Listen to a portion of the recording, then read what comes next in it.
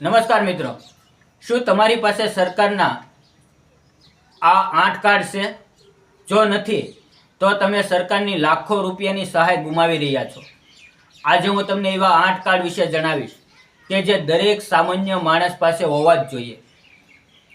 અને આ 8 કાર્ડ કેવી રીતે કામ કરે છે અને તેનાથી તમને શું ફાયદો થશે એ બધું જ એકદમ સરળ ભાષામાં સમજાવીશ.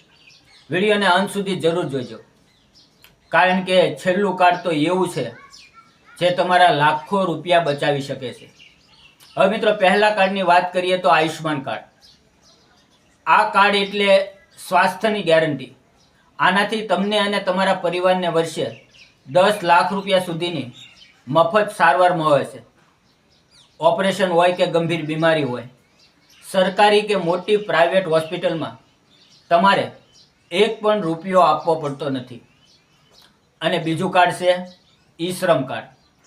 આ કાર્ડ મજૂર, દરજી, ડ્રાઈવર કે પછી નાના કામ ધંધા કરતા લોકો માટે છે. આ કાર્ડ હોવાથી તમને 2 લાખ રૂપિયાનો અકસ્માત વીમો મફત મળે છે. જો કામ દરમિયાન અકસ્માત થાય તો પરિવારને આર્થિક મદદ પણ મળે છે. હવે ત્રીજું કાર્ડ છે લેબર કાર્ડ. આ કાર્ડ ખાસ બાંધકામ ક્ષેત્રના મજૂરો માટે છે. આના ફાયદા બહુ મોટા છે.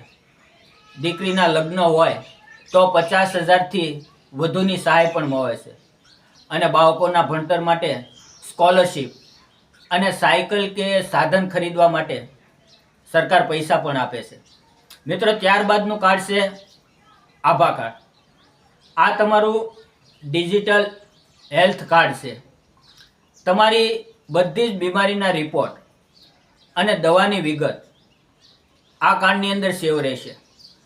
તમારે જૂની ફાઇલો લઈને હોસ્પિટલ જવાની જરૂર નહીં પડે. ડૉક્ટર માત્ર કાર્ડ નંબર નાખીને તમારી બધી જ હિસ્ટ્રી જાણી લેશે. અને મિત્રો, પાંચમું કાર્ડ છે કિસાન ક્રેડિટ કાર્ડ. અને આ ખેડૂત મિત્રો માટે તેનું કાર્ડ છે. અને આ કાર્ડ વરદાન રૂપ છે. જો તમારે ખેતી માટે પૈસાની જરૂર હોય તો બેંકમાંથી એકદમ ઓછા વ્યાજે લોન મળી રહે છે. વ્યાજખોરો પાસે જવાની જરૂર નથી પડતી. અને છઠ્ઠું કાર્ડ છે રેશન કાર્ડ. મિત્રો, રેશન કાર્ડ માત્ર સસ્તું અનાજ મેળવવા માટે નથી. જો તમારી પાસે રેશન કાર્ડ છે તો જ તમે PM આવાસ યોજના કે પછી મફત ગેસ કનેક્શન જેવી યોજનાઓનો લાભ લઈ શકો છો.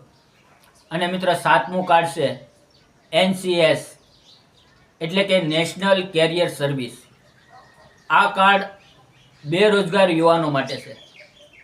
સરકારના પોર્ટલ પર આ કાર્ડ બનાવવાથી તમારી લાયકાત મુજબની નોકરીની માહિતી સીધી તમારા મોબાઈલ પર મેસેજ દ્વારા મળે છે. અને છેલ્લું અને આઠમું કાર્ડ છે PM માનધન કાર્ડ. મિત્રો, આ એક પેન્શન કાર્ડ છે.